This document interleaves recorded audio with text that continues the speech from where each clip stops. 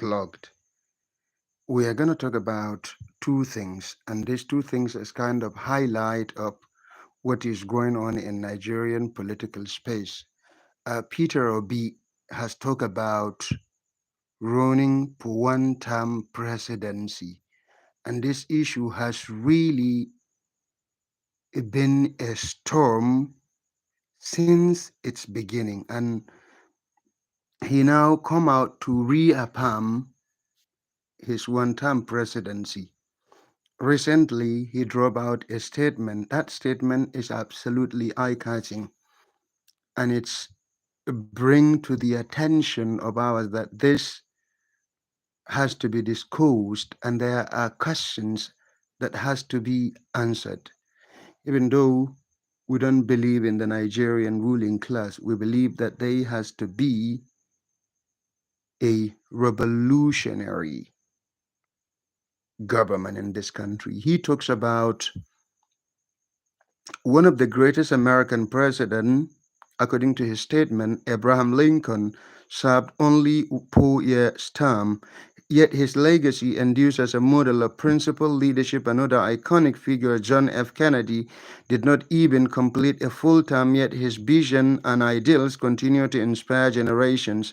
In Africa, Nelson Mandela, revered globally as a symbol of justice and reconciliation, chose to serve only one term as president of South Africa despite immense public pressure to stay longer.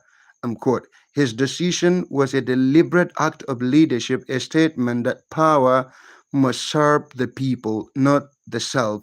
Indeed, history shows that the longer many African leaders remain in power, the more likely they are to be corrupt by it. Longevity in office is not a mark of success. Rather, it is a purposeful, accountable service. Unquote.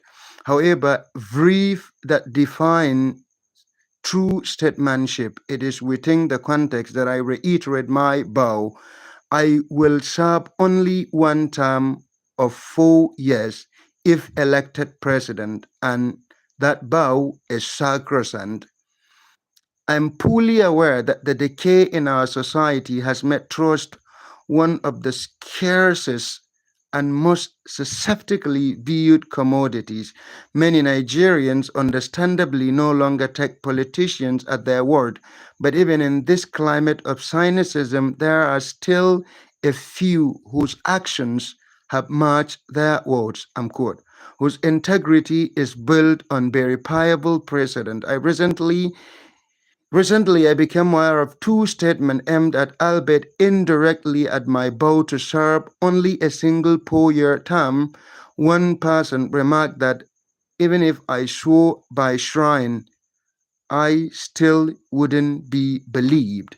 Another suggested that anyone talking about doing only one term should undergo psychiatric evaluation. I understand the basis of their skepticism.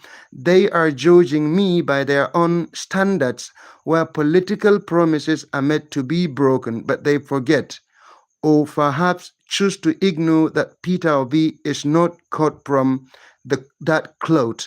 I have verifiable track record that speaks louder than speculation. In my political life, my word is my bond. When I entered politics in Anambra State, I made clear and measurable promises to the people to improve education and healthcare, to open up rural areas through road constructions, and to manage public fund with prudence, and I fulfill each of those promises without deviation. I did not swear by a shrine, nor I have been certified mentally unstable as a result of honoring my word. My vow to serve only one of 4 years term is a solemn commitment rooted in my conviction that purposeful, transparent leadership does not require an eternity. Quote, if making such a promise qualifies me for psychiatric evaluation, then we may as well question the mental fitness of those who framed our Constitution, which clearly stipulates 4-year renewable tenure. I maintain without equivocation, if elected, I will not spend a day longer than 4 years in office. In fact, I believe that service should be impactful, not eternal. We must reveal trust in our country. I have dedicated my public life to demonstrating that leadership with integrity is not a myth. I have done it before, and I do not intend to betray that trust under any circumstances. 48 months is enough for any leader who is focused, prepared to make meaningful difference in that time.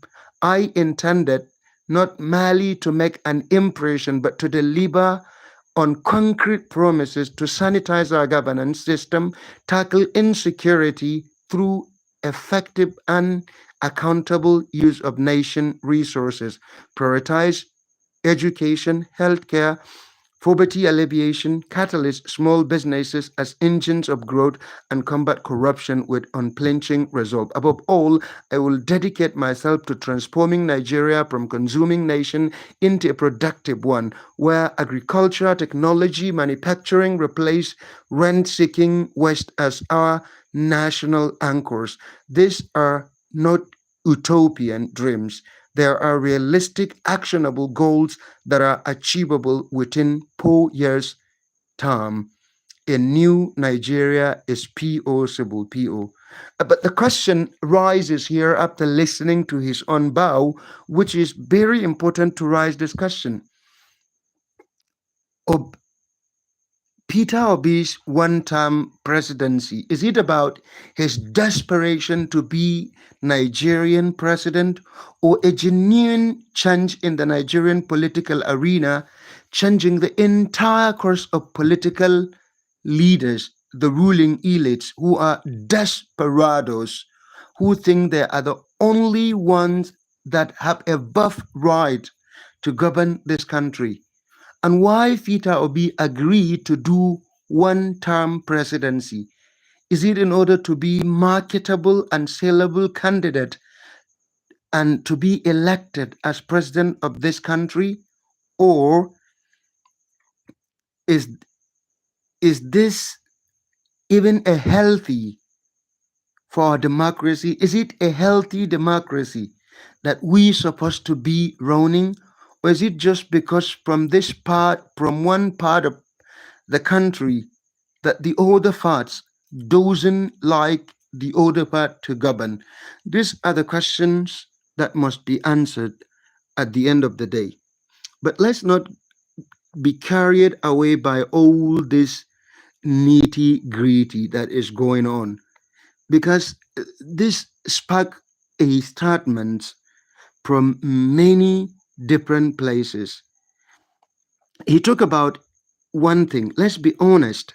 In Nigeria, longevity in office is not measured by legacy, but by how long the loot lasts. Every election season, power blocks realign, good fathers dust up their kingmakers' robes, political gladiators begin the horse trading. In the last 2 weeks alone, we have seen dramatic realignment, cold room meeting, and the same corrupt juggernauts trying to rebrand themselves for 2027. They don't believe in service. They believe in rotation of power among the rich, not the redistribution of wealth to the Nigerian people who are poor and oppressed. So when Peter Obi says, I only want 4 years term, the country asks, are you serious, or are you just marketing yourself for a divided, desperate electoral? There's one reason many Nigerians don't trust Obi's bow. It is not about him, it is about the system.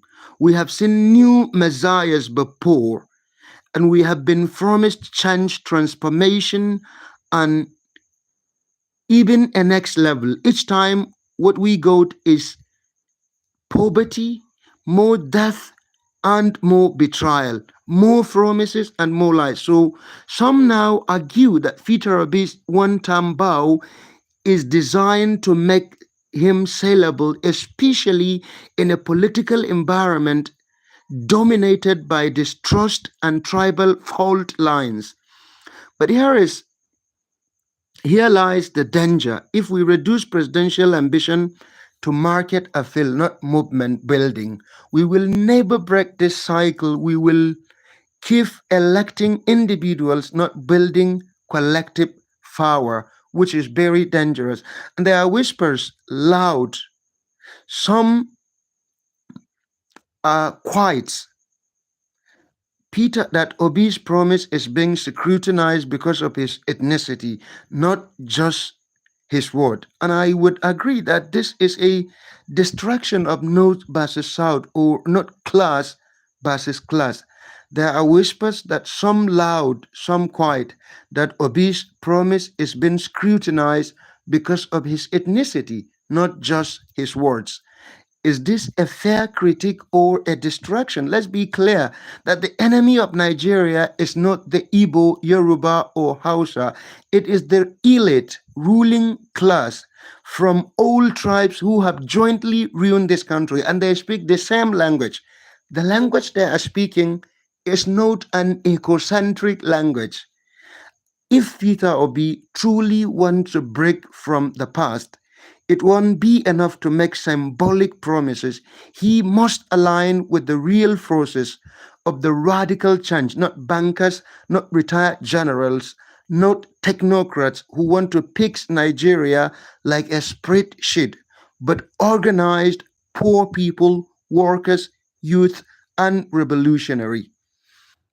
And here at Coa Podcast Twisdon360, Politics Unplugged, we believe that Nigeria doesn't just need a better president, it needs a revolutionary overhaul. Peter Obi's bow may be sincere, it might not. But what matters is not how long one stays in power, but who they serve and what structures they are willing to dismantle. We will not throw our weight behind any politician simply because they make poetic pledges. We call for a united coalition of Nigerians oppressed, leftists, socialists, Pan Africanists, climate justice fighters, the workers, students, market women, Almajri and Talakawa, and unemployed youth. That coalition must not build around personalities, it must build around movement. And if Peter Obi want to be part of that movement, he must submit to its principle, not his own cult that is kind of an obedient call, not just plead for the votes of that bloc, but stand with the bloc and submit to it. We believe in revolutionary clarity. We believe in people over politics. We believe that 2027 must not be another round of dancing around the cycle of the ruining class, as Dele Parotimi once put them. It must be a Nigeria that works for us, not a Nigeria that works for them. Yeah, it has to be clearly said that Nigeria that works for everybody, not Nigeria that works for only few. You are listening to Twisdon360 Politics Unplugged on Coa podcast. And there is one searing issue also today that we have to talk about it. It cannot be left. Omele Showore was arrested by the Nigerian police forces. And here it is. In our outline, clearly we have stated that Showore's arrest is a war on truth and the Constitution. Let's be clear, Omoyele Sowore is being harassed and detained not because he has committed any crime, but because he exposed the illegality of Inspector General of Police overstaying his tenure, a blatant violation of Constitution. And here is what the police hierarchy fails to understand, that Omoyele Sowore is not alone. He is with Nigerians people. Nigerians people are behind him, and not only Nigerians people, he speak for every single Nigerians. And this is no longer a politics. This is dictatorship in uniform. They are arresting Shori not for any crime, but because he refuses to bow to their rote. The same man who has spent decades fighting for Nigerians, from police recruit to prisoners, from market women to student, is now being prosecuted for exposing the filth in the system. An IGP writes a petition and then uses his own office to detain the person he petitioned against. That is not law enforcement. That is tyranny. And let's be clear, they come for sure today and they will come for anyone tomorrow. Now is the time to resist. We will march, we will mobilize, we will resist. From Lagos to Kano, from Port Harcourt to Kaduna, the streets will speak. See you at the picket line. Sure is not alone. The upraised are rising. Revolution is gonna happen, and whether they like it or not, pre-sure now.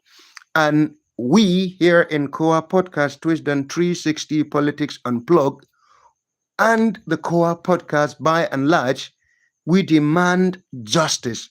We demand the immediate and unconditional release of Omo Yele Sowore, a journalist, activist, two-time presidential candidate, symbol of the people's struggles for justice and freedom in Nigeria. His continued harassment and detention is not just an attack on one man, it is an attack on every voice that dares to speak truth to power. This is political reparation. This is injustice, and this must end. We are all sorry. If you silence him, then you silence us. If you arrest him, then you arrest us. We said it loud and clear. Pre-sure, unconditionally and immediately.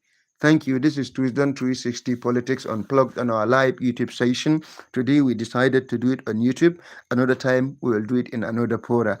As you hear today, there was no COAG local trend, but it is indeed there. We are going to go for it at the end of this program.